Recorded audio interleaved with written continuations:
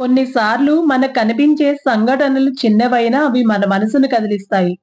సంక్రాంతికి అందరూ పల్లె బాట పట్టి సందడి చేస్తుంటే, మేము మాత్రం పుణ్యక్షేత్రాల బాట పట్టాము.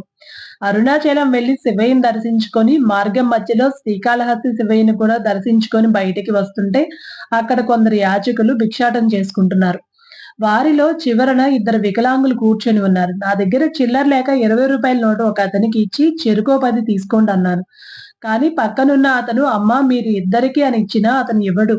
మీరే అతని దగ్గర చిల్లర తీసుకొని నాకు కూడా ఇవ్వండమ్మా" అన్నాడు.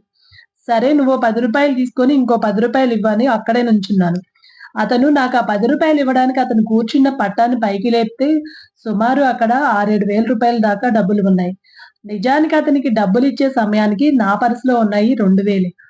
తర్వాత అక్కడి నుంచి కొంచెం ఎదరికి వస్తే ఇద్దరు వృద్ధ దంపతులు ఒక గోను పట్టా మీద కొన్ని ఉసిరికాయలు, కొన్ని మామిడికాయలు పెట్టుకొని ఎవరైనా కొనకపోతారా అని ఆశగా చూస్తున్నారు. అక్కడున్న చాలా మంది పక్కనున్న పెద్ద షాప్‌లోకి వెళ్లి తీసుకుంటున్నారు. నిజానికి వీళ్ళ దగ్గర కన్నా షాప్‌లో డబుల్ రేటు ఉంది. వాళ్ళని చూస్తే డొక్కలు వెన్నుకంటుకుపోయి చాలా బలహీనంగా కనిపిస్తున్నారు. సరే అని వాళ్ళ దగ్గరికెళ్లి కొన్ని ఉసిరికాయలను తీసుకున్నాను. వాళ్ళ దగ్గర అంతా కలిపి రూ. 100 కూడా లేవు. "రూ. 80 అయ్యాయమ్మా" అన్నారు ఆ తాతగారు. రూ. 100 ఇచ్చి "ఉంచండి తాతగారు" అని వెనక్కి తిరగబోతే అమ్మా అని పిలిచి ఆ రూ. 20కి బదులుగా 2 మామిడికాయలిచ్చారు.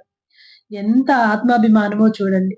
అలాంటి పరిస్థితిలో కూడా ఎవ్వరి ముందు చేయి చాపకుండా ఉన్న కొంచెం డబ్బుతోనే పెట్టుబడి పెట్టి వ్యాపారం చేసుకుంటూ జీవనం సాగిస్తున్నారు ఆ దంపతులు. నిజంగా అలాంటి మహానుభావులు మన వల్ల పట్టెడన్నం తినగలిగితే ఆ పుణ్యం తప్పకుండా మన బిడ్డలకి మేలు చేస్తుంది. ఫ్రెండ్స్, దయచేసి అలాంటి వారు మీకెవరైనా తారసపడితే, మీకు అవసరం ఉన్నా లేకపోయినా వాళ్ళ దగ్గర తీసుకొని, కావాలంటే వాటిని యాచకులకు పంచండి. జై హింద్.